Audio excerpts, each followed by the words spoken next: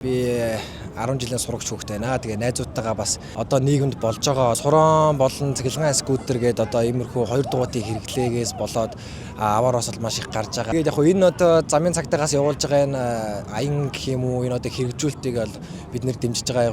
Хуулийн дагуу одоо ингэж биелүүлэх ёстой зүйлийг шууд зугтаж байгаа бол одоо би яг тэр ямар одоо хуулийн зохицуулт гэдэг нь бол мэдэхгүй л байна л да. Шууд барьдаг юм уу эсвэл дараагийн одоо уулзвар дээр байгаа цагдаад мэддэг гэдэг ч юм уу. Ямар ч тач цагдаа нар шууд барьж аваад шууд хойноос нь шууд угзарч татаал тийм ээ. Улгааштай харьцаж байгаа юм шиг одоо тэгэж одоо энэ харьцаж одоо энэ бүхнийг одоо энэ асуудлуудтай одоо ингэж цагдаа нар ингэж ажиллаж байгаа. Тэгээд яг энэ одоо замын цагтаагаас явуулж байгаа энэ аян гэх юм уу энэ одоо хэрэгжүүлэлтийг бол бид нэр дэмжиж байгаа. Бидний сайн сайхан нийтлэг хийж байгааг бид нэр мэдж байгаа, бас дэмжиж байгаа. Гэтэ бас яг ингээ бодоод үзэнгүү темэгээр хараад гэх юм. Иймэрхүү байдал бол бас цагдаад бас байх нь зохимжгүй байх гэж бодож байна.